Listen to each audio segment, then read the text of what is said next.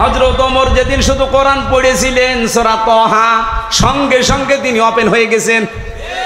আর আমরা এমন হুজুর সারা জীবন তো গোপনে আছি, এখন একটা সুযোগ এসেছে তাও বলছে গোপনে আছি। ও মনে হয় কিয়ামতেও গোপনে থাকবে। আরে ভাই, আপনার কাছে কি মনে হয় এই যে সুযোগটা আল্লাহ তৈরি করে দিয়েছে, দলে দলে মানুষ পালে পালে। আমি তো সারা বাংলাদেশের 630টা থানা ঘুরছি, সারা দেশ আমার এই হাতের ভেতরে। আমি তো দেখতে পাচ্ছি অবস্থা কি, জোয়ার যা উঠেছে। আমার বিশ্বাস ইসলাম এবার সংসদে যাবে। আপনি যতই ষড়যন্ত্র করেন জীবনও ঠেকাতে পারবেন না। বিভিন্ন ষড়যন্ত্রের কথা আসবে, কিন্তু এগুলো মোকাবেলা করার জন্য আমরা দায়িত্ব দিয়েছি একজনকে। কে? আল্লাহুম্মা ইন্না নাজআলুকা ফি নুহুরিহিম ওয়া নাউযু বিকা মিন শুরুরিহিম। আমার জেলখানার 3 বছরের তাহাজ্জুদের নামাজের দোয়া ছিল এটা। আল্লাহ, ইসলামের বিরুদ্ধে, আমার বিরুদ্ধে এই দেশে যারা ষড়যন্ত্রে মেতে আছে, আমি তো পারলাম না, তোমাকে দায়িত্ব দিলাম এদের ষড়যন্ত্রের বিরুদ্ধে, তুমিই যথেষ্ট। আল্লাহ পারবে না ইনশাআল্লাহ? উনি যে পারবে তার প্রমাণ জাহাঙ্গীরনগর, যেখানে টয়লেটের ভেতরে নামাজ পড়া লাগতো ইশারায়, সেখানে আজ আল্লাহু আকবার ধ্বনি উঠতেছে। সুবহানাল্লাহ বলতে পারেন না?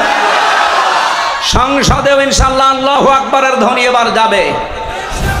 আল্লাহ রাব্বুল আলামিন বলেন, ওমান আযলামু মিম্মান কাতামা শাহাদাতান ইনদাহু মিনাল্লাহ আমাল্লাহু বিগাফিলিন আম্মা তা'মালুন। সূরা বাকারার 140 নম্বর আয়াতের শেষের দিকে আছে, আমরা যাদেরকে আলেম মনে করি, বিশাল জব্বা গায়ে আছে, লম্বা চওড়া, বড় বড় দাড়ি, হাতে তসবিহ, দুনিয়ার কোনো খেয়াল নেই। আল্লাহ বলেন না, আমার দৃষ্টিতে বড় জালেম তো ওইটা যার কাছে কোরআনের জ্ঞান থাকার পরে দুনিয়ার কোনো স্বার্থ পেয়ে গোপন করে দেয়। এরকম আলেম এ দেশে 54 বছরে ছিল না, এখন নেই। আগে আরো বেশি ছিল, এখন একটু কমেছে, তারপরও কম না, এখনো অনেকে আছে। ওদেরকে বাতিল যারা, তারা টাকা পয়সা দিয়ে এদেশে যেন ইসলাম কায়েম হতে না পারে, সেই জন্য তাদের ব্যবহার করছে। ঘোষক বলছিলেন কি জানো, যে এমন ওয়াজ করেন যেন এই এলাকায় সাদাবাজি না হয়, এলাকায় মানুষ খুন না হয়। তা আমরা তো ওইটাই চাই, ওইটা যেন আসতে না পারে। আমি একটা হাদিস পড়ছিলাম আজকে আসার সময়, নবীজি বলেন, আর ইবনে ওমর রাদিয়াল্লাহু তাআলা আনহু বলেন, নবী সাল্লাল্লাহু আলাইহি ওয়াসাল্লাম, ফাত্তাবিউস সিওয়াদাল আযম। তোমাদের ভেতরে যাদের দ্বারা ইসলাম কায়েম করা খুব দ্রুত সম্ভব বলে মনে হয় তোমাদের, তোমরা তাদেরকে অনুসরণ করবা, সাহায্য করবা, পেছনে থাকবা। আপনি সব বাদ দিয়ে নিরপেক্ষ দৃষ্টি দিয়ে বলেন তো, বাংলাদেশে এখন ৭৩টার উপরে দল আছে।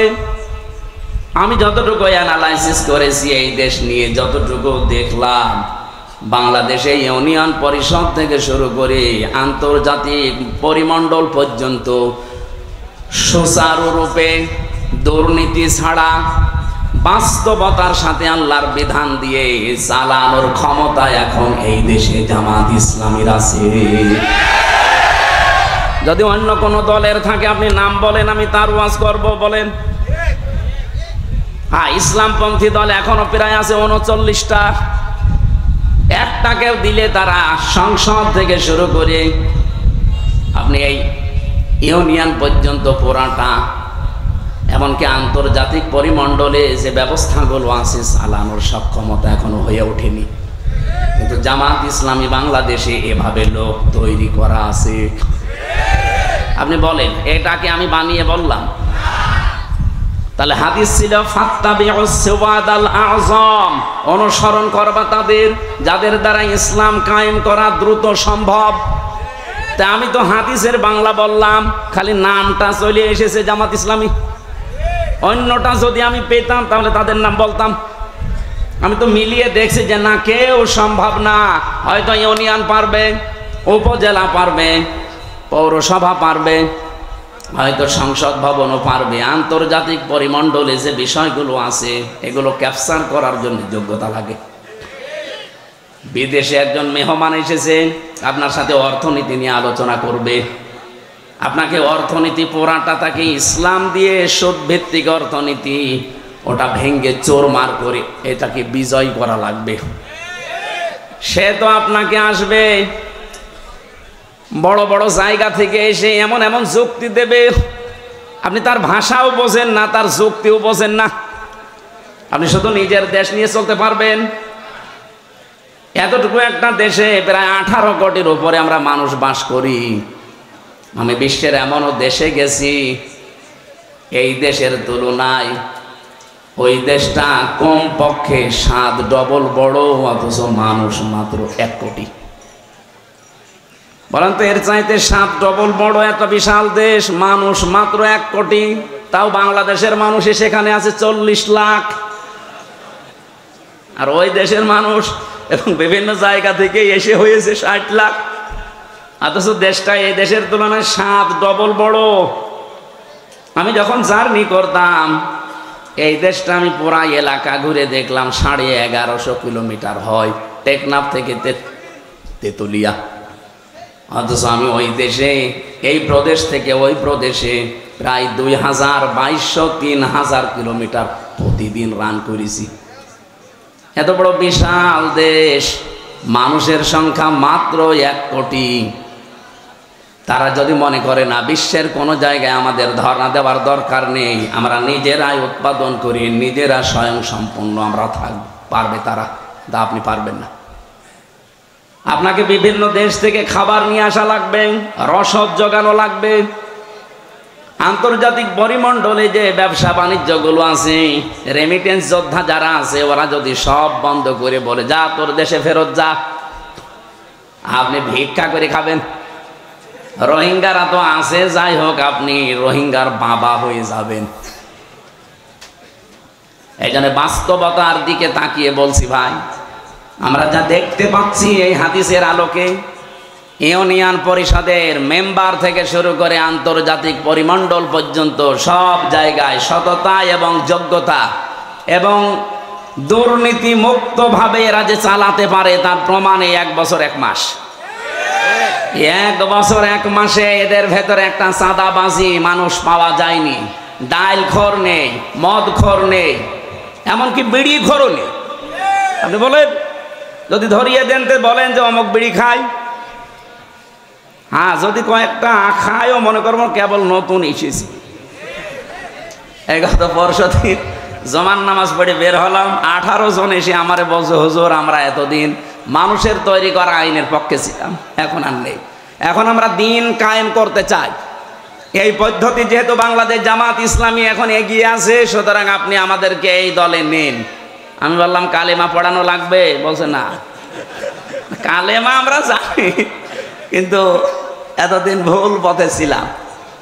আমি জোয়ার যা দেখছি, সারা দেশে যে জোয়ার উঠেছে, সূরা নসরের আয়াতগুলো মনে হচ্ছে আল্লাহ এই মাত্র বাংলাদেশে আবার নাজিল করল। বিশেষ করে ডাকসু আর জাকসুর পরে অনেকে এখনো চাপাবাজি করছে, যা ডাকসু জাকসু কি হয়, কি হয় মানে আপনার এত ভয় কেন? কোরআনে কারিমে আল্লাহ জানিয়েছিলেন, কোরআনের কথা তো আর মিথ্যা হওয়া সম্ভব না। ইযা জা নাসরুল্লাহি ওয়াল ফাত, যখন আসবে আল্লাহর সাহায্য তখন আপনি বিজয় দেখতে পাবেন। আর বিজয়ের সূচনা কি, নমুনা কি, সিমটম কি, চিহ্ন কি, এগুলো আল্লাহ একটা একটা করে দিচ্ছেন। ওয়ারাআইতান নাসা ইয়াদখুলুনা ফি দীনিল্লাহি আফওয়াজা, আপনি হে নবী আপনি দেখতে পাবেন দলে দলে পালে পালে মানুষ ইসলামে প্রবেশ করছে। ইসলাম মানে জামাত ইসলামী না, ইসলাম মানে যারা দিন কায়েম করতে চায় জমিনে, এটাই আসল ইসলাম। এদেশে বহু ইসলাম আছে, তারা দিন কায়েম করতে চায় না, তারা আরো বিরোধিতা করে। এই কথা বলেন না কেন? এই জন্য অনেক আলেম লেগে গেছে ইসলামী আন্দোলনের বিরুদ্ধে। একামতে দিন যারা কায়েম করতে চায় তাদের বিরুদ্ধে ফতোয়াবাজি পর্যন্ত অনেক নাম করা আলেম করছে। আমার নাম ধরা লাগবে? এগুলো তাদের মুখের কথা না, ওদেরকে বলানো হচ্ছে। আপনি দেখেছেন এই দেশের একজন নাম করা পীর, সে পর্যন্ত স্ট্যাটাস দিয়েছে যে এতদিন আমরা জামাতি ইসলামের বিরোধিতা করতাম, আওয়ামী লীগের পামে পড়ি। ও সব বলে ফেলিস যে ওদের ধোঁকাবাজিতে, ওদের প্রতারণায়, ওদের কথা মতো বিরোধিতা করতাম। এখন দেখছি এই দেশে ইসলাম ইউনিয়ন থেকে সংসদ পর্যন্ত পূর্ণাঙ্গভাবে চালানোর সব জায়গায় লোক আছে জামাত ইসলামের। অন্য কাউকে দিলে তারা পারবে না, অন্য কোন হুজুর পার্টিকে দিলে তো পারবেই না। এমনকি জেনারেলকে দিলে আপনি দেখবেন বাবা শাহজালাল সব হালাল হয়ে গেছে। আমরা কি ওই দৃশ্য আর দেখতে চাই না? চ্যাম্পিয়ন হয়েছে বর্বর কয়েকবার, এবার এই দেশ চ্যাম্পিয়ন হবে ইসলাম দিয়ে ইনশাআল্লাহ। এই জন্য আমি নাম নিলাম না, কারণ আলেমদের একটা মর্যাদা আছে। এরা যদি ফিরে আসতে চায় তাহলে এরা আল্লাহর দরবারে আলেম, আর যদি এই অবস্থায় থাকে এদের মরণ হবে বালাম বিন বাওরার মতো। আলেমদের মর্যাদা এত বেশি পড়েছি আমি হাদিসে। বিশ্বনবী জানিয়েছেন কিয়ামতের দিন, আমি এটা এই যে কয়েকদিন আগে আসলাম মদিনা থেকে, মদিনার ইমাম যিনি মসজিদে নববীর অনেক খুতবা দিচ্ছিলেন এলেমের উপরে, ওনার শেষ কথা ছিল এইটা। হাদিসটা উনি আরবিতে পড়ার পরে ব্যাখ্যা করছিলেন আবার আরবি দিয়ে। আমি বাংলায় বলছি, উনি যে কথা বললেন এটার সারমর্ম এটা, কিয়ামতের দিন আলেমদেরকে আল্লাহ যখন বিচার করবেন ওদেরকে আল্লাহ পর্দা দিয়ে ঘিরে নেবেন, আলাদাভাবে ঘিরে নিয়ে বলবে মাওলানা এনামুল হক এই করেছিলি, জিজ্ঞাসা করবে এই করেছিলি, প্রত্যেকটা কথার জবাব দেওয়া লাগবে যে হ্যাঁ।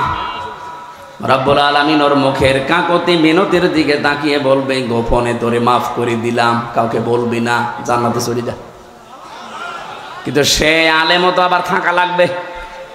আপনি যদি কোরআনের কোনো বক্তব্য জানার পরেও দুনিয়ার কোনো স্বার্থ পেয়ে, সিদ্ধি পেয়ে যদি গোপন করে রাখেন, আপনি আল্লাহর দরবার আর আলেম নেই, আপনি পুরা জালেম হয়ে গেছেন। আল্লাহ শব্দটা উল্লেখ করলেন আজলাম, এটা সুপারলেটিভ ডিগ্রি।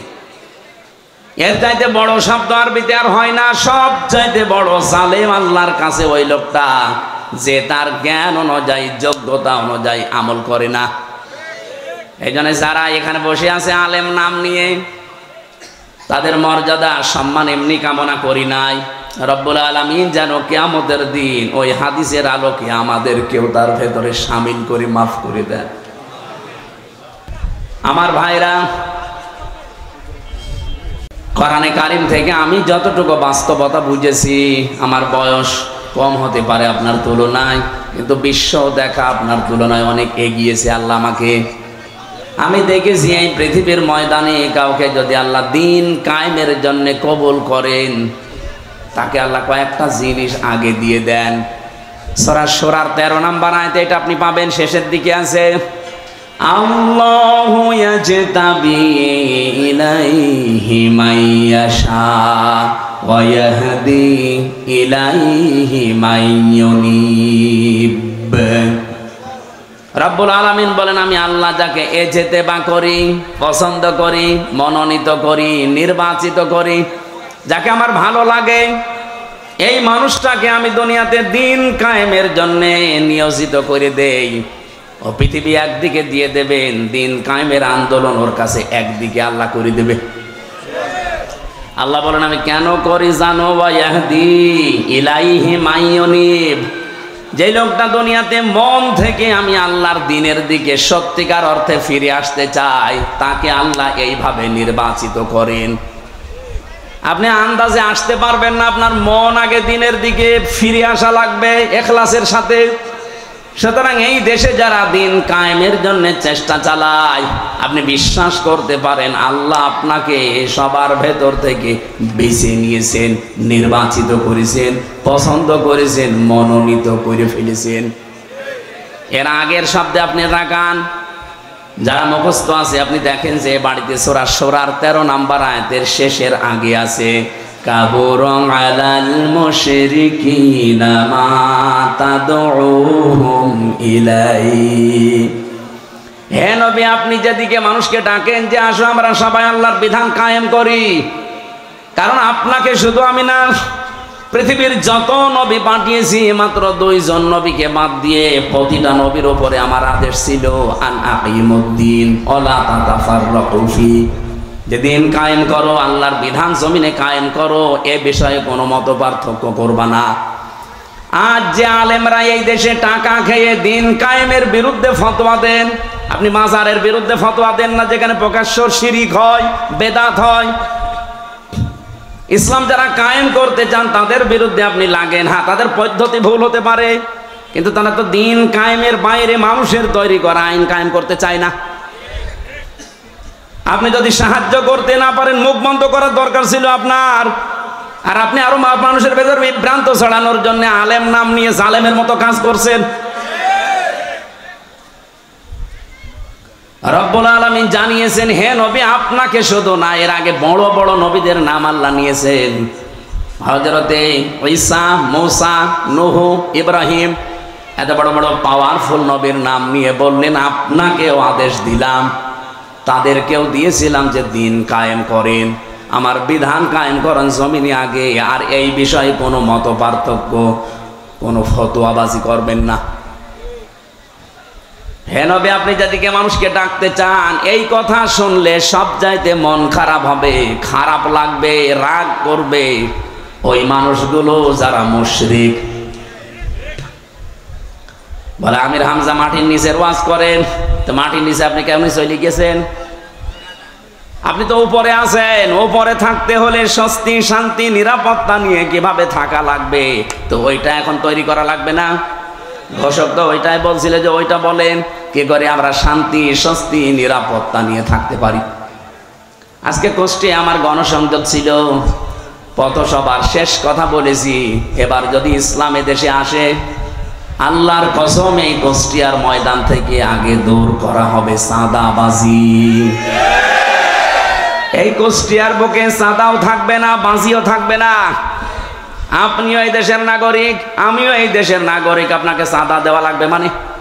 আমি কি চাঁদের দেশ থেকে এসেছি? এটা সম্ভব, শুধুমাত্র ইসলামকে আপনি এনে দেন, 5 বছর লাগবে না। বাংলাদেশ থেকে 5 দিনে চাঁদাবাজি ঝাঁটিয়ে বিদায় করা হবে বঙ্গোপসাগর।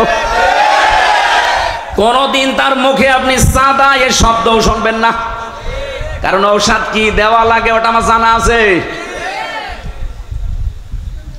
পৃথিবীতে যত বড় অপরাধ আল্লাহ তত বড় শাস্তি দিয়েছেন। দেখবেন জেনা করে যদি বিবাহিতা যারা, তাদেরকে পাথর মেরে মেরে ফেলা লাগবে।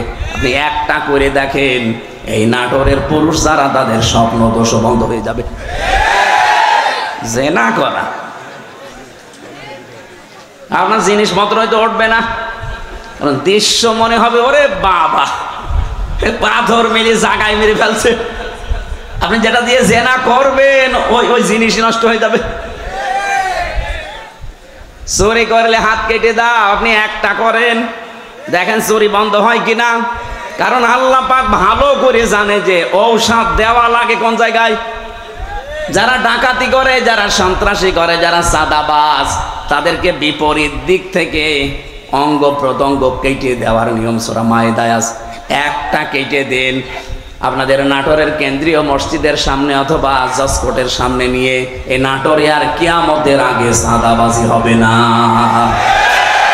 এটা সম্ভব এবং আমরা পারবো ইনশাআল্লাহ, সামনে আসবে।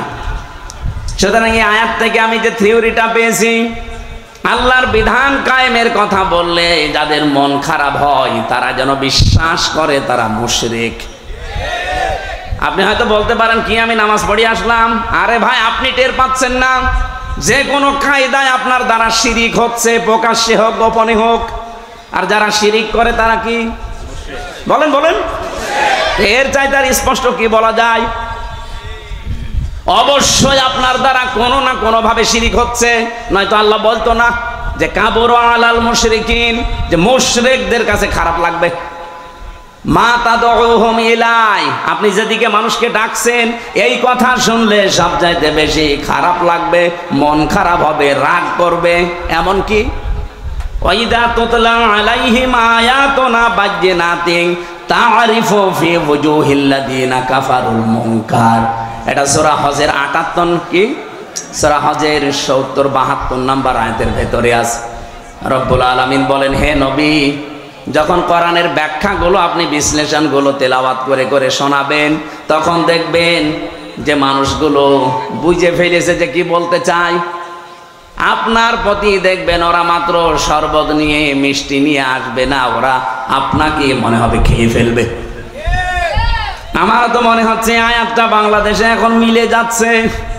বল হুজুর কোরআনের কথা বলবেন, আমি কি এটা বাইরের কথা বললাম? কোরআনটা আমি আমার মন মতো গলা সুর দিয়ে আমি যখন তেলাওয়াত করি আপনার ভালো লাগে। ওইটা মাতৃভাষায় বলতে গেলে আপনার কাছে মনে হয় যে নিজের দিকে যাচ্ছে, নিজের দিকে যায়। এই কারণে কেন আপনি এই কাজগুলো দুনিয়ায় করেন। অনেক জেলায় যাওয়ার পরে আমার কানে কানে মুখ নিয়ে বলে, হুজুর আমার বিরুদ্ধে বলবেন না। আমি আপনার বিরুদ্ধে বলবো? আপনার আমি চিনি? কোথায় আমার বাড়ি কুষ্টিয়ায়, কোথায় আপনার বাড়ি সেই সিলেট, মৌলভীবাজার, সুনামগঞ্জ, সেই দোয়ারা বাজার, যেতেই লাগে 2 দিন। আমি আপনাকে জীবনে দেখিনি, চিনি না, আপনার বিরুদ্ধে বলবো কেন? যে না, আপনি যা বলেন আমি দেখি আমার বিরুদ্ধে যাই। তার মানে আপনি ওই কাজ করেছে। জেলে যাওয়ার আগে একবার গিয়েছিলাম খুলনা রূপসা থানা। আমি আলোচনা শুরু করব হঠাৎ করে, সেই সময় তো একেবারে রমরমা জালেমদের, উনি ওই এলাকার সভাপতি, ওই ফ্যাসিস্টদের এসে আমারে বলছে, হুজুর মাটির নিচের ওয়াজ করবেন? আমি না। ওপরের ওয়াজ করবেন? হ্যাঁ। ওপরের ওয়াজ যদি করেন, ওপরে আপনাকে আমি একটা সাবজেক্ট বলে দেই, পারিবারিক জীবন নিয়ে কথা বলবেন। ঠিক আছে, আপনি আমার যেখানেই লাগাবেন আমি ঘুরে ফিরে দিন কায়েমের কথাই বলবো, কারণ এইটাই আসল কাজ। এইটা না হলে জীবনেও এই দেশে বসবাস করার উপযুক্ত পরিবেশ আপনি পাবেন না।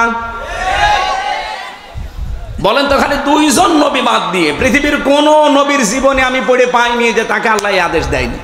প্রত্যেকটা নবীকে, খালি 2 জন নবীকে আল্লাহ বলেন না, একটা আদম আলাইহিস সালাম আর একটা সুলাইমান নবী। কারণ আদম নবীর সময় মানুষজন ছিল না, আর সুলাইমান নবী ওনার বাবার কাছ থেকে রাজত্ব পেয়েছিলেন, তো উনি আবার কি কায়েম করবে? বাকি কোন নবীর জীবনী পড়ে আমি পাইনি যে তাদেরকে আল্লাহ নির্দেশ দেয়নি যে আনাকিমুদ্দিন, দিন কায়েম করো। নামাজ পড়া যেমন ফরজ, এমনকি বহু নবীর জীবনে আমি পড়েছি তাদের জীবনে নামাজ ছিল না, তাদের জীবনে রোজা ছিল না, কিন্তু তাদের জীবনে দিন আল্লাহর বিধান কায়েম করা লাগবে এইটা ছিল। আল্লাহর বিধান আরো আছে যেগুলো, ওইগুলো। আমার ভাইরা, এখান থেকে আপনার জন্য আমার যেটা বক্তব্য, যদি আপনার মন খারাপ লাগে তাহলে আপনি বুঝে নেবেন যে আপনার দ্বারা যেহেতু শিরিক হচ্ছে আর আপনি মুশরিক, মুশরিকের কোনো ইবাদত কবুল হওয়ার সম্ভাবনা আছে। এতটুকু বললেন। কি আছে আপনি জানেন কোরআনে কারিমে এত কঠিন কথা মুশরিকদের বিরুদ্ধে? অকদিমনা ইলা মা আমিলু মিন আমালিন ফাজআলনাহু হাবাআম মানসুরা। কিয়ামতের দিন মুশরিকদের আমল নামাটা আল্লাহ এভাবে দেখবে, যেই দেখবে শিরিকের ওটা ধুলি কণার মতো মুখের উপরে নিক্ষেপ করবে। আজ তো শুনতে খারাপ লাগছে, কিয়ামতে কোটি কোটি মানুষের সামনে যখন নিজের কাজ কারবার ধোলার মতো নিক্ষেপ হবে তখন টের পাবেন। সব চাইতে বড় আশ্চর্য কথা কোরআনে মুশরিকদের বিরুদ্ধে, ইন্নাহু মাইয়ুশরিক বিল্লাহ ফাকাদ হারামাল্লাহু আলাইহিল জান্নাহ ওয়া মাআওয়াহুন নার। রব্বুল আলামিন বলেন, আমি আল্লাহ নিজে হারাম করে দিয়েছি জান্নাতটা মুশরিকদের জন্য। অথচ বাংলাদেশে বহু মানুষ যে শিরিক করে ও জানেও না। এই জন্যই তো তাফসীর মাহফিলের আয়োজন করেছে। আমরা জেনে হোক না জেনে হোক শিরিক করে যদি মুশরিকি হয়ে যায়, তা কিসের ঈদগায় মাহফিল দিয়েছেন, কিসের মসজিদ বানাচ্ছেন? আশা করছে আপনার আজকে বিবেক খুলবে, আরে ভাই, আপনি আমল না করেন, ইমানটা নিয়েও যদি যেতে পারেন তাও তো জাহান্নামে যাওয়া লাগবে না। আর ইমানও আপনি এনেছেন, শিরিকও করছেন, আপনি জান্নাত আপনার জন্য হারাম। এতটুকু আল্লাহ যদি শেষ করে দিতেন আমি আয়াত বলতাম না, ও মাওয়াহুন নার, আল্লাহ তার আশ্রয়স্থল বানাবে জাহান্নাম। আমার তো আয়াত পড়ার পরেই বাংলাদেশের দিকে তাকিয়ে ভয় হয়, এদেশের বহু মানুষ অলরেডি শিরিক করে জাহান্নামী হয়ে গেছে। নাটোরবাসী বড় ভালোবাসি আপনাদের পাশের জেলা, খুব ভালো করে খেয়াল করে দেখেন শিরিক জীবনে হচ্ছে কিনা। বলতে পারেন যে না, আমার জীবনে শিরিক নেই। কে বলেছে আপনাকে? শিরিকের এক কথায় জবাব হচ্ছে আল্লাহ যেটা পারে ওইটা অন্য কেউ পারে, এই কথা বিশ্বাস করার নাম শিরিক। বলেন এবার আপনার জীবনে আছে কিনা? আল্লাহ যেটা পারে পৃথিবীর অন্য কেউ এটা পারে, এই বিশ্বাস করার নাম, বলেন বলেন। আপনি দেখেন তো আপনার ভেতরে আছে কিনা। সন্তান দিতে পারে কে? পৃথিবীর অন্য কারো ক্ষমতা আছে? সে মরা পীর হোক আর জীবিত পীর হোক। এমনকি কত মানুষ দেখি জেনে কি না জেনে করে আমি জানি না, আমার এসে বলো হুজুর আপেল পড়িয়ে দেন। কেন? সেদিন বগুড়াতে পেয়েছিলাম এক লোক এসে আপেল নিয়েছে, বলছে হুজুর আপেল পড়িয়ে দেন। কেন? বলছে আমার বারবার 4টা মেয়ে হয়েছে, আমি খুব আশা করে আসি এবার যেন ছেলে হয়। আপনি এমন আপেল পড়বেন যেন এবার ছেলে হয়। আপেল পড়িছিলাম, সূরা ফাতিহা দিয়ে ফু দিয়ে ফেলে দিলাম। আপেল কই? ফেলে দিয়েছি। ফেলে দিলেন মানে? আরে ভাই, আপেল পড়ে যদি ছেলে হয় তা আমার 3টা মেয়ে হইতো না? আমার তো আগে ছেলে হইতো। ম্যাডাম রে শুধু আপেল খাওয়াতাম। কি বিশ্বাস মানুষ! আমির হামজা না, আমির হামজার বাবাও আপেল পড়লে ছেলে হবে? এটা দেওয়ার দায়িত্ব কার? এর একচ্ছত্র মালিকানা অন্য কাউকে আল্লাহ দেয়নি। একটা একটা করে আমি কয়েকটা বলবো শুধু শিক্ষার জন্যে। 2 নম্বরে, আল্লাহ যেটা পারে ওটা অন্য কেউ যেহেতু পারে না। আর কেউ যদি মনে করে যে অন্য কেউ পারে তাহলে সে শিরিক করলো, আর শিরিক করলে সে কি? বলেন বলেন। মুশরিকের জন্য জান্নাত হারাম, জাহান্নাম ওয়াজিব। মুশরিকের কাছে খারাপ লাগবে আল্লাহর বিধানের কথা কায়েম এ কথা বললেই। এ কথাগুলো কার? একটাও কি আমি বানিয়েছি? না, সব দলিল দিয়েছি। কিন্তু আমি সূরা শুরার 13 নম্বর আয়াতের শেষের দিকে, সূরা মায়েদায় আছে, প্রত্যেকটা আয়াতে আল্লাহ সাজিয়ে দিয়েছেন একটা একটা করে। সূরা ফুরকানের 23 নম্বর আয়াতে আছে। এই জন্য বাড়ি যে আয়াতগুলো মিলিয়ে দেখবেন আপনার ভেতরে যেন শিরিক চলে না আসে। আমার এবার প্রশ্ন 2 নাম্বার, এই জমিন বানিয়েছে কে? এখানে অন্য কারো হালকা কোনো সাহায্য আছে? আপনি হিন্দুকেও জিজ্ঞাসা করেন, উনিও বলবে এই জমিন আল্লাহ বানিয়েছে। আল্লাহ যদি নাও বলে ভগবান বানিয়েছে। তো ওরা যাদের ভগবান বলে আমরা আল্লাহ বলি, জিনিস একই। ওরা হয়তো ওই বাপ দাদার নিয়ম নীতি মেনে আসতেছে, এই জন্য সরাসরি বলতে পারে না। এই দিন জমান নামাজ পড়িয়েছি কুষ্টিয়ায়, ওখানে 100 ঘর হিন্দু, কয়েক ঘর মুসলমান একটা মসজিদ বানিয়েছে।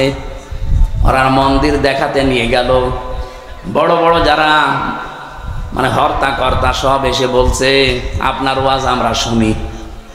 ওয়ালা ইন সাআলতাহুম মান খালাকাস সামাওয়াতি ওয়াল আরদা লা ইয়াকুলুন্না আল্লাহ। হে নবী, আপনি যদি আবু জেহেলকেও জিজ্ঞাসা করেন আসমান জমিন কে বানিয়েছে, ও বলবে আল্লাহ বানিয়েছে। তো ওদের ভেতরেও দেখলাম হ্যাঁ এরকম একটা পরিবেশ আছে, কিন্তু মুখ ফুটে বলতে পারছে না।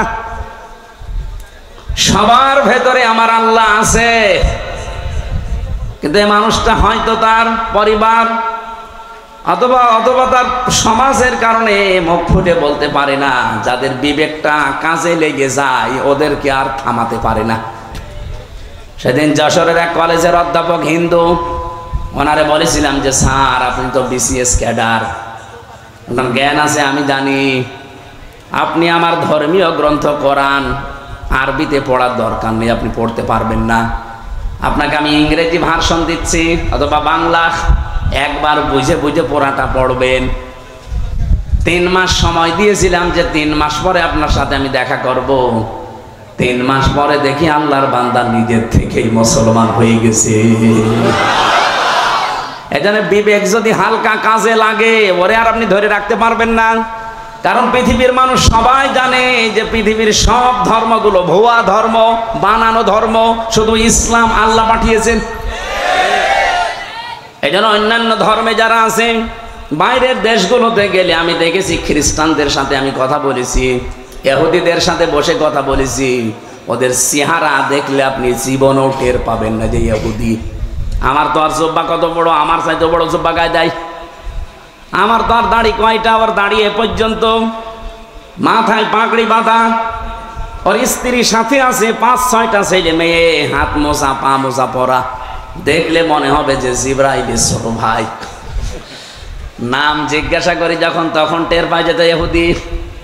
যেই বলে যে আপনার নবীর নাম কি, বলে জোসেফ। জোসেফ মানে মোসা। ইহুদি মুসা আলাইহিস সালামের অনুসারী দাবি করে। এই তখন বুঝি আরে তো মুসলমান না, জোসেফ বলছে মানে মোসা নবীকে মেনে চলে ওরা, যদিও মোসা কেউ মানে না। খ্রিস্টানদের সাথে দেখা হয়েছিল আমেরিকায়, জিজ্ঞাসা করলাম ভাই ইংরেজিতে হ্যালো ব্রাদার, ওনারে আমি যতবার প্রশ্ন করলাম একটা একটা করে, প্রথম প্রশ্ন ছিল যে আপনার হোয়াট ইজ ইউর নেম। ওনার নাম বলার পরে আমি টের পেয়েছি যে না, এ মুসলমান না। কারণ ইহুদির নামের সিরিয়াল আমি জানি, খ্রিস্টানদের নামের সিরিয়াল আমি জানি, বৌদ্ধদের নামের সিরিয়াল আমি জানি। এর নাম শুনলেই বুঝি। যখন বলে যে আপনার নবীর নাম কি, হোয়াট ইজ ইউর প্রফেট, ও তখন বলছে আমার নবীর নাম হচ্ছে যিশু। যিশু মানে ঈসা। বলেন তো এই যে মানুষগুলোকে প্রথমে দেখলে আপনি জীবনও সাইন করতে পারবেন না।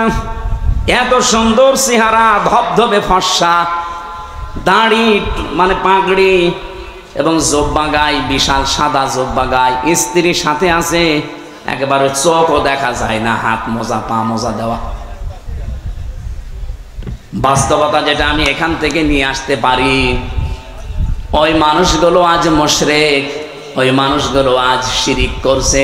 শুধুমাত্র যদি বিবেকটা একটু কাজে লাগাতো, এই পৃথিবীর কোনো ধর্মে মানুষ থাকা সম্ভব না ইসলাম ছাড়া। খালি বিবেকটা মানুষ কাজে লাগায় না, এই জন্য বিভিন্ন ধর্মে প্রায় 4,500 ধর্ম এখন দুনিয়ায়। কত? 4,500। বাইরের দেশগুলোতে গেলে এগুলো আরো বেশি দেখা যায়। মালয়েশিয়াতে আমি যে বিশ্ববিদ্যালয়ে গিয়েছিলাম, ওখানে 120টা দেশের ছেলে মেয়েরা পড়ে। আপনি চিন্তা করতে পারেন 120টা দেশের মানুষ ওখানে পড়ে, তাহলে এক একজনের ভাষা এক একটা, 120টা ভাষায় তারা কথা বলে আলাদা আলাদা, কিন্তু নিজেরা যখন কথা বলে আমাদের সাথে তখন ইংরেজিতে বলে। আমি মালয়েশিয়া ইন্টারন্যাশনাল ইসলামিক ইউনিভার্সিটি, এটা আমাদের কুষ্টিয়া ভার্সিটির চাইতেও প্রায় অন্তত 15-20 ডবল বড় হবে, এত বড় বিশাল এরিয়া। বাসে করে গাড়িতে করে যাওয়া লাগে এক ক্লাস থেকে আরেক ক্লাসে। আমি যাদের সাথে ঘুরছিলাম থাইল্যান্ডে বাড়ি কয়েকজনের, রাস্তায় ঘুরছি রাত তখন প্রায় বাজে রাত 2টা।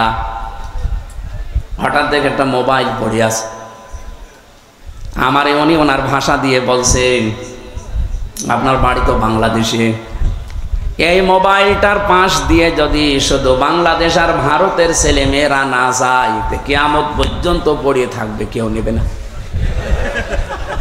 আমার কি সুনাম করলো না, বাস দিল। আমরা বলছি বাংলাদেশ আর ভারতের ছেলে মেয়েরা যদি যায় ও গায়েব করে ফেলবে। পৃথিবীর এখানে প্রায় 120টা দেশের ছেলে মেয়েরা আছে, কেউ এর পাশ দিয়ে গেলে ঘুরিয়েও তাকাবে না যে লোকের জিনিস আমি কেন নেব। কিন্তু আপনারা যে এমন মানুষ, আমি ওনারে পরে হাসির ছলে বললাম যে ভাই আপনি কি আমার সুনাম করলেন না, বাস দিলেন।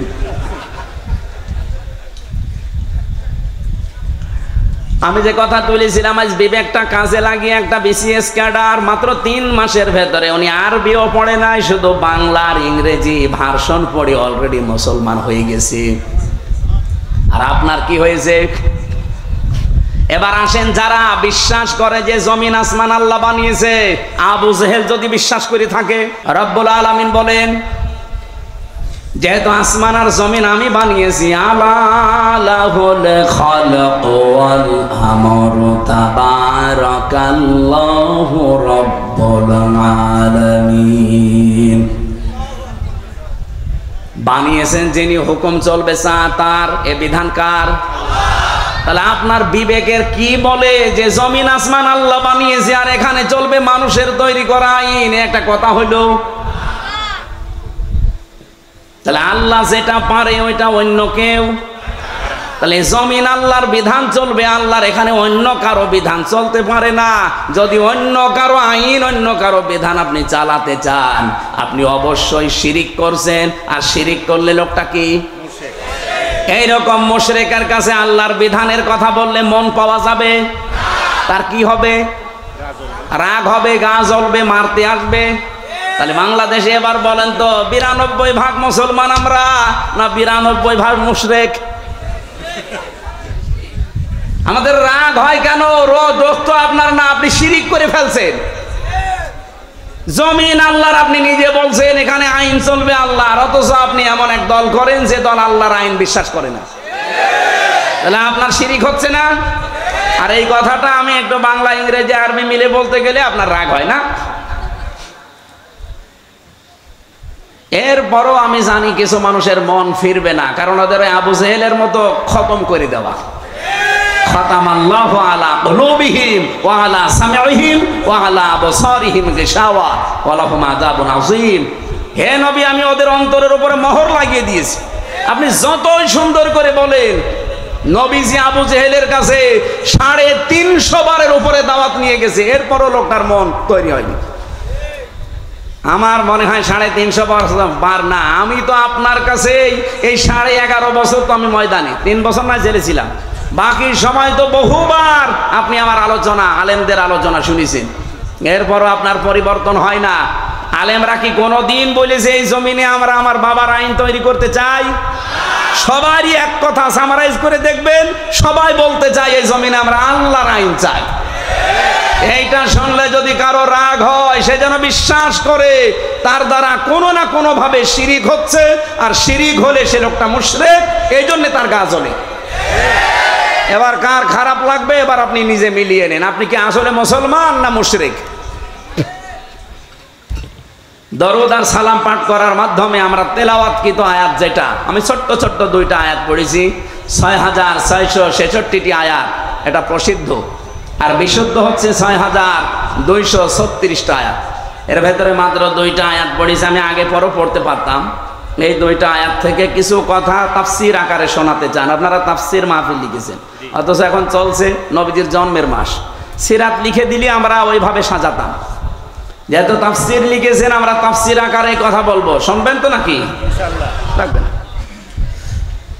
আমি আগে একটু তেলাওয়াত করে তাফসিরের যে মূল নীতি আছে 15টা একটা একটা করে বলবো, এরপরে আমরা ভেতরে যাব। আউযু বিল্লাহি মিনাশ শাইতানির রাজিম। তিলকা আয়াতুল কিতাবিল মুবিন। হ্যাঁ, এখান থেকে এবার একটা শিক্ষা বের হবে। রব্বুল আলামিন বলেন তিলকা, এই আয়াতুন, এটা বহু বচন। এই আয়াতগুলো যেগুলো এখন আপনাদের সামনে আমি বলবো, এই আয়াতগুলো হচ্ছে আল কিতাব। কিতাবের আগে আলিফ লাম আছে, এরপরে আছে মুবিন। আল্লাহ পাক বলেন এটা স্পষ্ট কিতাবের আয়াত। আমার প্রশ্ন হচ্ছে, কোরআন কি স্পষ্ট না অস্পষ্ট? না না, আপনার বলা ঠিক হয়। আপনি তো স্পষ্ট না কোরআন আপনার কাছে, এনামুল ভাই বললে বলতাম। আপনার এখন যদি আমি পেটে বোম মারি, তিলকা মানে কি বলতে পারবেন? আপনার কাছে স্পষ্ট হয় কি করে? তার মানে আমি ওই মানের লোক চাচ্ছিলাম। এখান থেকে ডানে বামে আলেমগুলো যদি বলতো স্পষ্ট, আমি কম প্রশ্ন করতাম না। যারা সবাই একবারে বললেন আমার কাছেও কোরআন স্পষ্ট না, আপনি মিথ্যা বলেছেন। কিতাব যদি আপনি স্পষ্ট করতে চান, কিতাবের কাছে আসা লাগবে। কথা বলেন না কেন? আপনি এই যে বয়সে আছেন, এই বয়সে এখন মাদ্রাসায় ভর্তি হয়ে সময় দিতে পারবেন? কি কথা বললেন না? আপনার বয়স এখন 55 বছর, আপনি এখন মাদ্রাসায় ভর্তি হয়ে সময় দিতে পারবেন? ওই 8 বছর 9 বছরে ভর্তি হয়ে যেভাবে পড়ছে পারবেন না। কিন্তু আল্লাহর একটা বিশেষ অনুগ্রহ এই বাংলাদেশের উপরে, এই দেশে এখন এমন একটা মাদ্রাসা, এমন একটা বিশ্ববিদ্যালয় আছে যেখানে ভর্তি হয়ে গেলে আপনাকে কোরআন শিখাবে। সেটা বাংলাদেশে জামাত ইসলামী। আপনি হয়ে দেখেন, 15টা পয়েন্ট পূরণ করা লাগে প্রতিদিন। এই লোকটা খুব শিক্ষিত না, ওনাকে চিনি, ম্যাট্রিক পাসও করে নাই, কিন্তু এই জায়গায় আসার কারণে ওনাকে বিশ্ববিদ্যালয়ে ভর্তি হওয়ার সিস্টেম করে দেওয়া হয়েছে। প্রতিদিন কোরআন শরীফ শুদ্ধ করে পড়া লাগবে। আবার কয় আয়াত পড়বেন, বুঝে পড়েন না, আন্দাজে পড়েন, আবার লেখা লাগবে। 1 মাস পরে আবার দায়িত্বে যারা আছে তাদের দেখানো লাগবে। এর চাইতে বিশ্ববিদ্যালয় কোথায় পাবেন আপনি? আর আপনার যে বুড়ো বয়সে কোন ভার্সিটি আপনাকে নেবে? যেন আসেন এই বিশ্ববিদ্যালয়ে, আপনাকে আলেম বানানো হবে। খুব বেশি দিন লাগবে না, মাত্র 6 মাস আপনি সময় দেন, আমি গ্যারান্টি দিচ্ছি আপনি এই দেশের বহু আলেমের চাইতে জ্ঞানী হয়ে যাবেন। আমার কথার অর্থ আপনি বুঝেছেন? আপনি স্পষ্ট হন কোরআনের কাছে এসে। বহু আলেম কোরআনের এই শব্দগুলো জানে না, কেন আলিফ লাম দেওয়া হয়েছে এটাও বলতে পারে না। আমার মনে হয় এখানে যদি 100 জন আলেম থাকে, 50 জন বলতে পারবে না যে আলিফ লামের নাম কি। আলিফ লাম 4 প্রকার। এখানে যেটা আছে এটা নির্দিষ্ট করার জন্য আল্লাহ দিয়েছেন। কেন দিলেন? এই পৃথিবীতে কিতাব বলতে একটাই, কোরআন শরীফ। কোরআন বাদ দিয়ে পৃথিবীর যত বই আছে সব কোরআনের ব্যাখ্যা। ভাবেই লেখেন না কেন, ওটা কোরআনের ব্যাখ্যার ভেতরে পড়বে। আপনি যদি চাঁদ নিয়ে লেখেন, চাঁদের কথা কোরআনে নেই। বলেন বলেন। যদি এই জমিন নিয়ে লেখেন, জমিনের কথা কোরআনে নেই। যেটাই করবেন ওগুলো আসলে কিতাব না, ওগুলো কিতাবের ব্যাখ্যা। কিতাব কয়টা? আরো জোরে। কেমন কিতাব? স্পষ্ট। বলেন বলেন। আল্লাহ পাক বলেন, আলহামদুলিল্লাহিল্লাযী আনজালা আলা আবদিহিল কিতাবা ওয়া লাম ইয়াজআল লাহু ইওয়াজা। প্রশংসা করা লাগবে আমার। কেন? আমি আমার বান্দাকে কিতাব দিয়েছি। কিতাব কেউ দিতে পারে না, আল্লাহ নিজে পাঠিয়েছেন এটা তার বান্দার কাছে। এমন কিতাব দিলেন, ওয়ালাম ইয়াজআল লাহু ইওয়াজা, যে কোরআনের ভেতরে, কিতাবের ভেতরে কোনো বক্ষতা নেই, যেখানে কোনো গোপন কথা আপনি পাবেন না। কোরআনে যা আছে সব স্পষ্ট কথা, সব ওপেন কথা। কোনো গোপন কথা আছে? আরো জোরে বলেন। এই জন্য কোরআনের নিয়মই এইটা। এর কাছে যদি কেউ বুঝে শুনে আসে, সে আর জীবনেও গোপন থাকে না, সে ওপেন হতে চায়।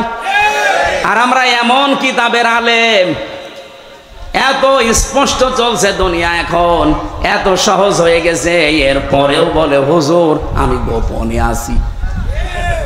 কে কিতাব পড়ে আলেম হয়েছে যে এতদিনে গোপন থাকা লাগবে? এখনো যারা আলেম, যারা ইমাম, যারা খতিব, এরা যদি বলে যদি আমি ইসলামের পক্ষে কাজ করি আর ইসলাম যদি এবার না যায় তাহলে আমার ইমামতি থাকবে তো? আরে ভাই, আপনি ইমামতি নিয়ে আসেন, ইমামতি থাকবে না মানে? শুধু ইমামতি থাকবে না, ওই কমিটির উপরে আর নির্ভর করা লাগবে না। ইসলাম গেলে আপনার বেতন দেওয়া হবে রাষ্ট্র থেকে। পশ্চিমবঙ্গে আমি বেশি থাকতাম আগে, কারণ এই সমস্ত জায়গায় তো আল্লাহর ওলিরা আসতে দিত না। তখন ওই জায়গায় থাকতাম পশ্চিমবঙ্গে। পুরা এলাকা আমি এই বাংলাদেশের মতো চষেছি, ওই পশ্চিমবঙ্গ পুরাটা। মমতা ব্যানার্জি ওই দেশের ইমামদের সাথে, খতিবদের সাথে মিলে দেখলাম আর একটা হিন্দু দেশ, অথচ ওখানে ইমাম, মুয়াজ্জিন, খাদেম আর খতিব 4 জনের বেতন দেওয়া হয় রাষ্ট্র থেকে। মমতা ব্যানার্জি একটা হিন্দু মহিলা, সে যদি বেতন দিতে পারে ইমামদের, খতিবদের, মুয়াজ্জিনদের, আর আমরা ইসলাম নিয়ে গেলে ইমাম, মুয়াজ্জিন, খাদেম, মাদ্রাসা, মসজিদ, আলেম ওলামার বেতন রাষ্ট্র থেকে দিতে পারবো না। শুধু যে টাকা পাচার হয়েছে ওইটা নিয়ে আসতে পারলে তো কিয়ামত পর্যন্ত বেতন দেওয়া যাবে। আপনি জানেন কত টাকা পাচার হয়েছে? এক দরবেশ 36,000 কোটি টাকা পাচার করেছে। 36,000 কোটি। আমার মনে হয় আমার মতো হামজারে কিয়ামত পর্যন্ত গুনতে দিলে আমি গুণিক শেষ করতে পারবো না। একজন দরবেশই যদি এই করে, তাহলে যারা ধরবেশ ওরা যে কি করেছে। সেদিন মনে হয় সিঙ্গাপুরে ছিলাম, যে হোটেলে উঠেছিলাম না মালয়েশিয়া, 118 তলা হোটেল। আমি আর এক হোটেলে আমি বললাম এত জায়গা এত দূরে আমার রেখে না, আমার কাছে দিন। ওই হোটেলটাও 75 তলা। 75 তলার উপরে উঠে আমি জানালা খুলে দিয়েছি, আমার মনে হচ্ছে যে একটা জান্নাতের মতো বাতাস আসতেছে। ওখান থেকে বললাম একটু নিচে যেয়ে দেখি তো খাবার পাওয়া যায় কিনা। নিচে যেয়ে নামলাম, নেমে দেখি দুইজন বসে বসে, রাত 2টা বাজে চা খাচ্ছে। আমি চেহারা দেখেই বুঝে ফেলেছি। আমি যে সালাম দিলাম আসসালামু আলাইকুম, ও তো বলবে যে ওয়ালাইকুম আসসালাম না, বলছো হুজুর আমরা আগে পালিয়েছি। একটা সালামের জবাব হইল, আমি দিলাম আপনার সালাম আর আপনি বলছেন আমরা আগেই পালিয়েছি। কি বলেন আপনি? না ওই 4 তারিখে দেখলাম যে ভালো না, চলে এসেছি। তাই আপনি এই হোটেলে আছেন, অথচ আপনার তো শুনেছি যে 620টা বাড়ি। কত? 620টা বাড়ি ওর। না না, ওই যে ভূমি মন্ত্রী ছিল যেটা সাইফুদ্দিন জাবেদ নাকি না, ওর সাথে আরেক শয়তানও আছে। বলছো হুজুর আমার সাহেব পাড়া আছে মালয়েশিয়ায়, আমার কানাডাতে বাড়ি আছে বেগমপাড়া, লন্ডনে আছে, এই যে এখানেও আছে পাশের রাষ্ট্র সিঙ্গাপুরে, কিন্তু আমি যেতে পারি না। এই দেশে 20 লাখ বাঙালি থাকে, আমি যদি বাইরে যাই আমার ভত্তা পানি থাকবে। খুব গোপনে আসি, নামি না। এই যে রাত 2টো বাজে নেমেছি, আপনি আমার জন্য দোয়া করে। দোয়া আপনার জন্য আসবে? কি দোয়া কর? এখন দোয়া করলে তো বদ দোয়া হবে। আপনি কি করেছেন? 620টা বাড়ি মানুষ বানায়, আমার একটা বাড়ি। তাই আমি মনে হয় বছরে 2-3 মাস থাকতে পারি, বাকি সবসময় রাস্তায় থাকি। আপনি কবে থাকবেন বাড়িতে? এই জন্য এদেশের আলেম ওলামারা এখনো যে ভয়ে চিন্তায় আছে। কোনো ভয় নেই, আপনার কোনো চিন্তা নেই। ইসলাম এবার আসবেই, আর আপনারা সবচাইতে বেশি সুযোগ সুবিধা পাবেন। সে কওমি বলেন, আলিয়া বলেন, খারেজি বলেন, যাই বলেন। কিন্তু কিছু আলেম নামধারী এদেরকে বা আমার রামরা এখনো পর্যন্ত পেছনে লেগে আছে। জামাত ইসলামী বাংলাদেশের বিপক্ষে একটা কথা লাগিয়ে দেন, এরা আসলে নাকি মাদ্রাসার বেতন বন্ধ করে দিবে। এটা শয়তান বিশ্বাস করবে? এটা আপনার কথা না, আমরাও জানি। আপনাকে দিয়ে রাম আর বামরা বলাচ্ছে।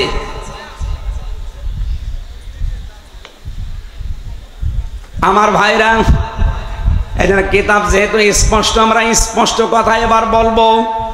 এটা যদি কেউ রাজনীতির গন্ধ খুঁজে মনে করেন এটাও আমাদের মতো ধান্দাবাজি, এক চোর আর একজনকেও চোর মনে করে।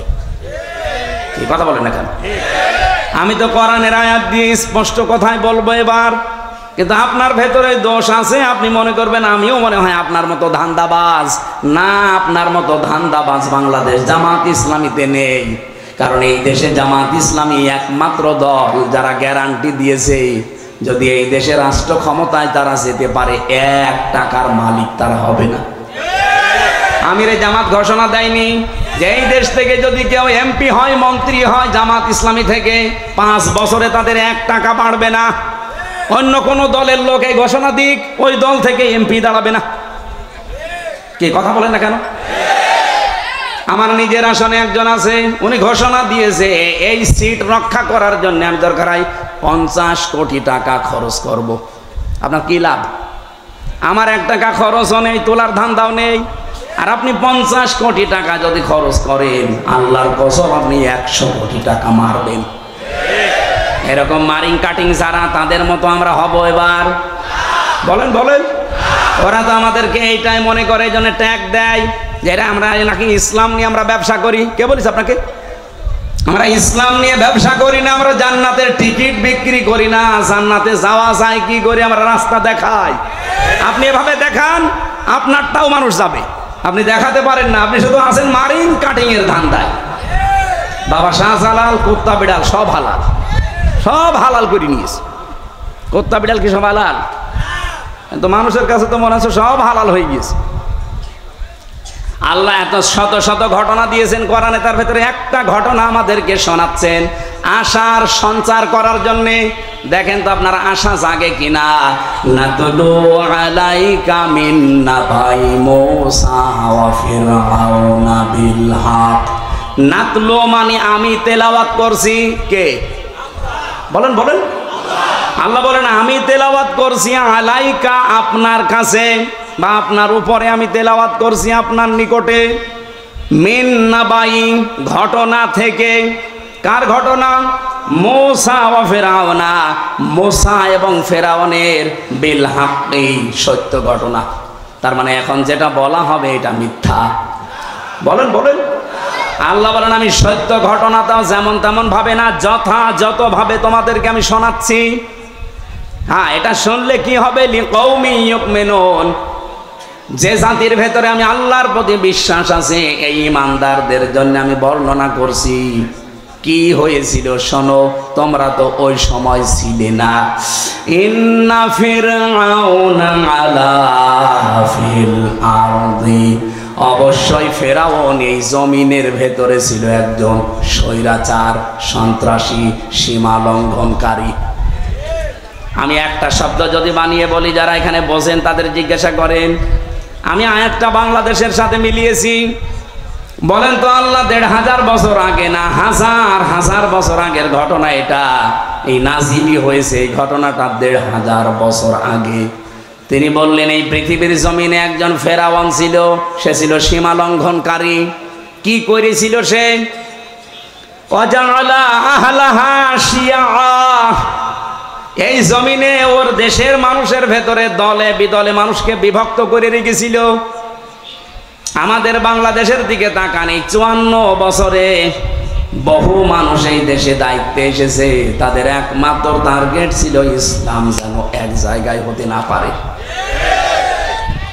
এবার একটু ৮টা দল ইসলামী এগুলো একটু এক জায়গায় এসেছে, অনেকের মাথা খারাপ হয়ে গেছে। ফেরাউনের অভ্যাস ছিল এই, ওর কর্মসূচি দিয়ে রেখেছিল এরা যেন এক জায়গায় হতে না পারে। এদের দলে বিদলে বিভক্ত করতে করতে ছোট ছোট দল বানিয়ে দাও। এ বাংলাদেশে এমনও দল আছে, উনি সভাপতি, ওনার ছেলে সেক্রেটারি, আর কেউ নেই। কি আমি বানিয়ে বললাম? জেলখানায় আমার সাথে একজনের দেখা হয়েছিল, ওনার নাম আব্দুল মতিন। উনি হচ্ছে আল্লাহর দলের সভাপতি সারা বাংলাদেশের। ওনারে বললাম যে ভাই আপনি তো সভাপতি, সেক্রেটারিকে? বলছে আমার ছেলে। আর লোক বলছে আর কেউ নেই। ওইটা একটা দল, আল্লাহর দল। এরকম দলে বিদলে বিভক্ত করে রেখেছে। ৭৩টা দল চলছে বাংলাদেশে এখন, শুধু নিবন্ধিত দল ৪৯টা। বাংলাদেশে আরো যেগুলো আছে আমি সেই দিন হিসাব করে দেখলাম ৭৩টার উপরে। তাহলে এই যে ফেরাউন এই কাজ করেছিল হাজার হাজার বছর আগে, আর এই লেডিস ফেরাউনও আমাদেরকে দলে বিদলে বিভক্ত করে রেখেছিল এই কয় বছরে।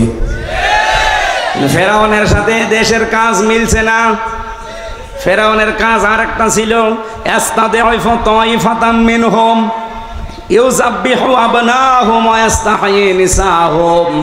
ওই ফেরাউন দুর্বল করে রেখেছিল এই দলে বিদলে বিভক্ত করে। ওই দেশে পুরুষদেরকে সে মেরে ফেলতো আর মেয়েদেরকে সে বাঁচিয়ে রাখতো। এর দুইটা অর্থ হতে পারে, হয়তো সন্তান হত্যা করেছিল লাখের উপরে, আপনারা জানেন। পুরুষদেরকে মেরে ফেলার অর্থ কি? এই ফেরাউন লেডিস যেটা বিদায় নিয়েছে এইটাও কিন্তু এই কাজ করেছিল। পুরুষদেরকে সরাসরি হয়তো জবাই করে মেরে ফেলেনি, কিন্তু একটা মানুষ যোগ্যতা সম্পন্ন হওয়ার পরে শুধু দলীয় পরিচয় দেখে তার চাকরি হয়নি, তার মানে তাকেও মেরে ফেলা স্বামী। আমি কথা বোঝাতে পারিনি? মাওলানা এনামুল হক যেখানে ওঠার কথা সেই জায়গায় ওনার শুধু দলীয় পরিচয় থাকার কারণে ওই জায়গায় উঠতে দেয়নি, ওনারে বসিয়ে রেখেছে সেই যে নিচের চেয়ারে ওখান থেকে। অথচ 15 বছরে ওনার ওঠার কথা 5 সিঁড়ি পার হয়ে। এই যে উঠতে না দেওয়া এটাও মেরে ফেলার শামিল। এই কথা বলেন না? আমার সামনে আমি নিজে মনে করেন আমার রোল নাম্বার 1, 50 নাম্বার স্যার, তারে এনে আপনি বসিয়ে দিয়েছেন চেয়ারে। বলেন তো আমাকে মেরে ফেলা কিনা? ফেরাউন এইটা করেছিল ওই জামানায়, আর এই জামানায় ফেরাউন এখন ঠিক এই কায়দায় পুরুষদেরকে অলরেডি শুধু ইসলাম মানার কারণে মেরে ফেলেছে। ঢাকা বিশ্ববিদ্যালয়ে মাদ্রাসার ছাত্র ছাত্রীরা ভর্তি হতে পারবে না, অথচ আমার চাইতে অনেক অগা আছে ভার্সিটি ভর্তি হতে পারবে। ইসলামকে তারা কোন জায়গায় নিয়েছে? ক্লাস 5 এবং 8-এ বৃত্তি পরীক্ষায় আগে 100 মার্ক ছিল, এই জালেমরা এসে ওইটাও তুলে দিয়েছে।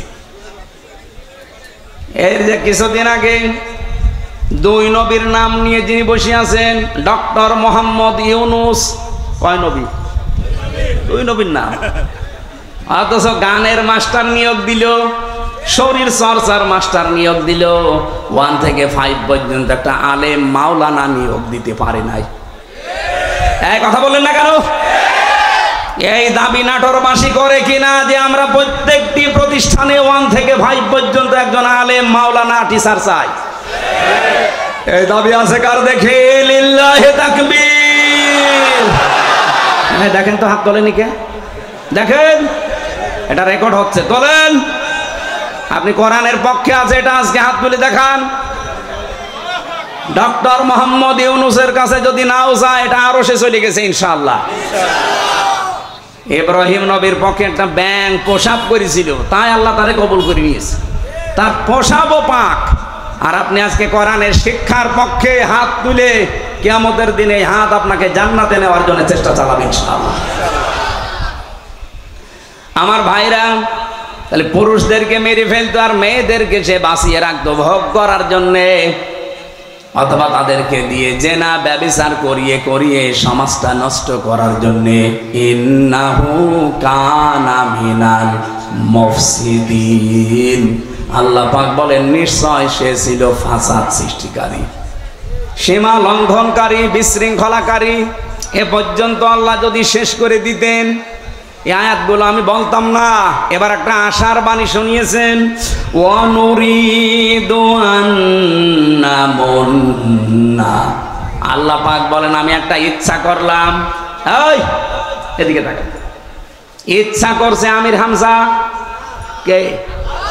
আরো জোরে বলেন। আল্লাহ বলেন আমি একটা ইচ্ছা করলাম। কি? আন্না মুন্না, আমি অনুগ্রহ করব, দয়া দেখাবো, আলাল্লাযিনা, তাদের উপরে, আলাল্লাযিনা ইসতাদঈফু ফিল আরদ, এই জমিনের ভেতরে ফেরাউন যাদেরকে দুর্বল করে রেখেছিল, জুলুম, অত্যাচার, নির্যাতনের স্টিম রোলার চালিয়ে যাদেরকেও দুর্বল করে রেখেছিল বনি ইসরাইল মুসা নবীর দলকে, আমি চাইলাম, আমি আল্লাহ ইচ্ছা করলাম তাদেরকে জমিনে একটু কিছু দয়া দেব। কি দয়া দেব? ওয়ানাজআলাহুম আইম্মাতান, আমি চাইলাম যে তাদেরকে জমিনের নেতা বানাবো। আল্লাহ কিন্তু নেতা বানার আরম্ভ করে দিয়েছে। এক কথা বলেন না কেন? এতটুকু না, ওয়ানাজআলাহুমুল ওয়ারিসিন, আমি চাইলাম এই জমিনের উত্তরাধিকারী তাদেরকে বানিয়ে দেব। আমার তো মনে হচ্ছে খাপের খাপ মুমতাজের বাপ মিলে যাচ্ছে। এখন যদি মনে করেন না ওদের সাথে মেলছে, আমাদের সাথে মেলে না, আপনার সাথে মেলবে কি করে? আপনার আদর্শ আছে, আপনার চরিত্র আছে। রাত 9টার পরে তো আপনার পা ঠিক মতো মাটিতে পড়ে না। আপনার চরিত্র কিসের? আপনি লাল পানি খান, আপনি ডাইল খান, আপনি বাবা খান। আল্লাহ কাদের উপরে দয়া করেছে এটা দেখা লাগবে।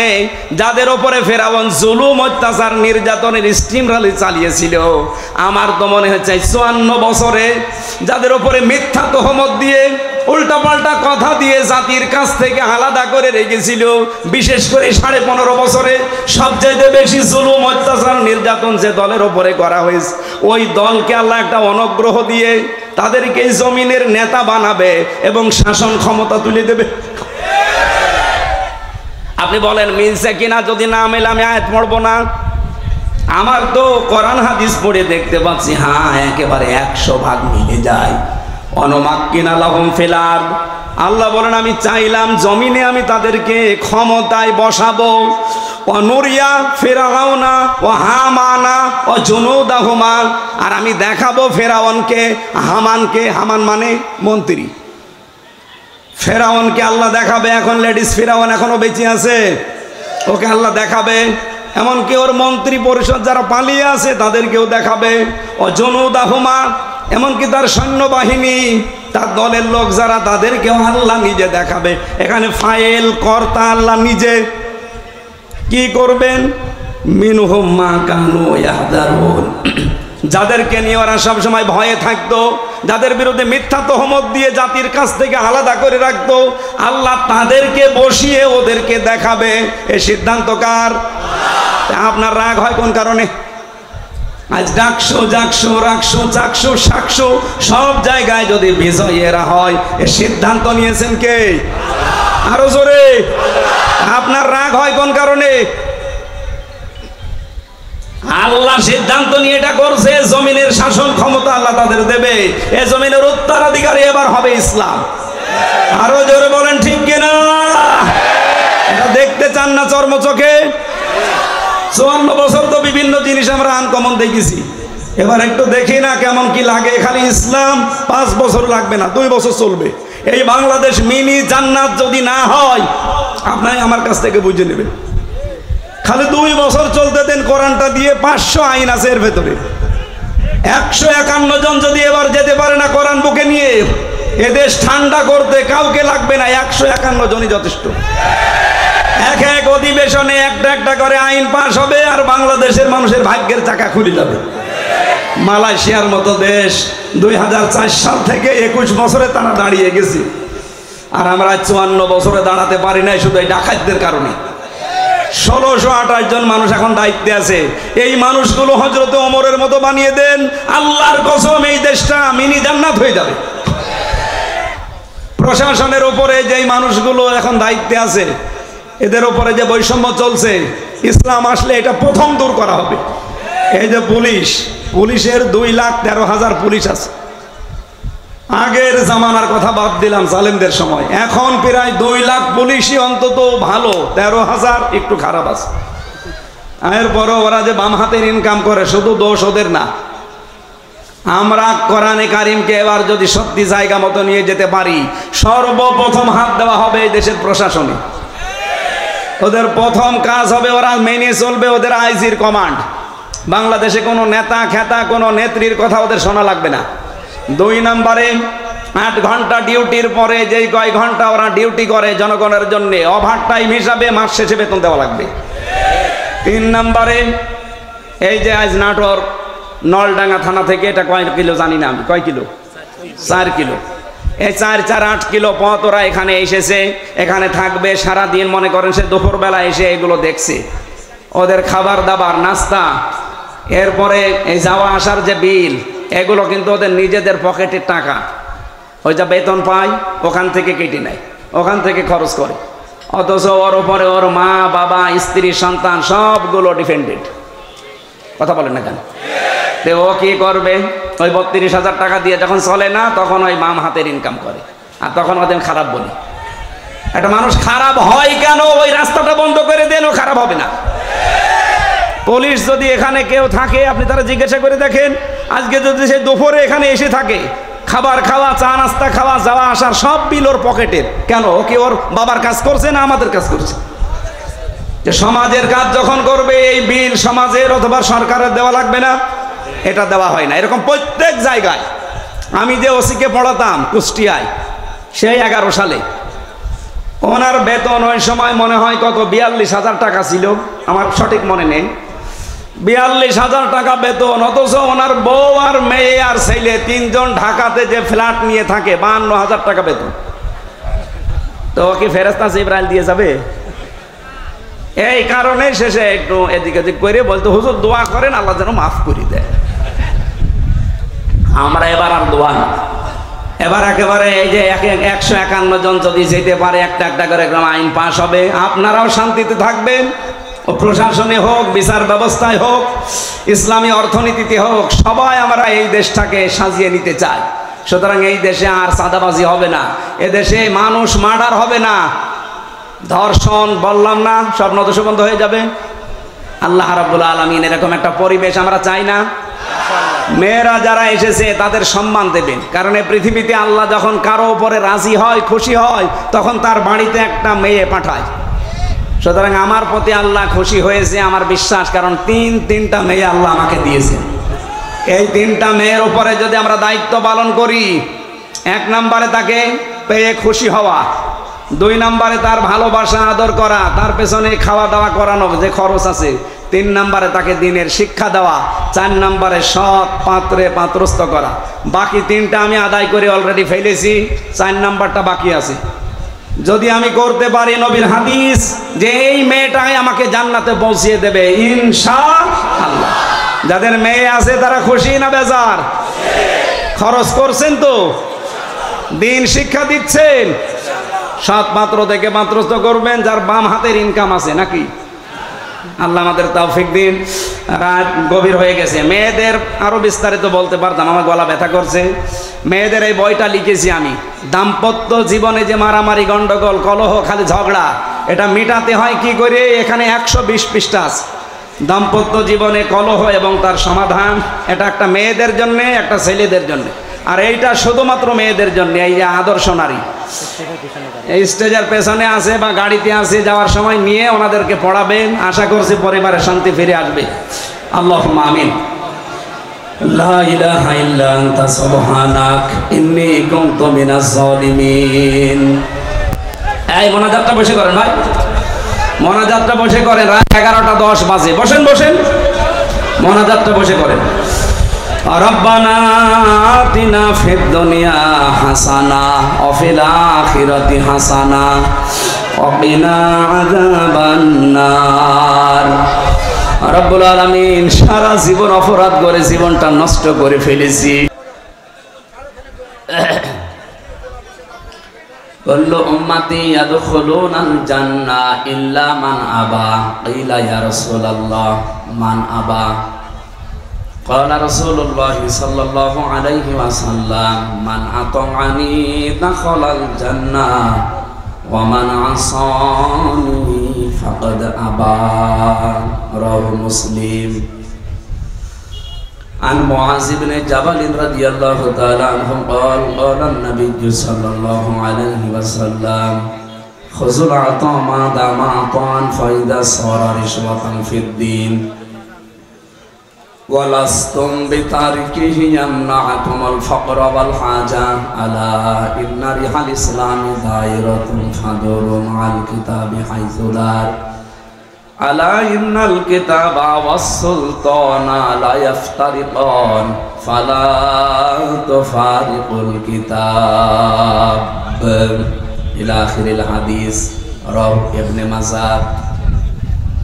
وقال تعالى في شان حبيبي وما زادهم إلا إيمانا وتسليما. اللهم صل على سيدنا مولانا محمد.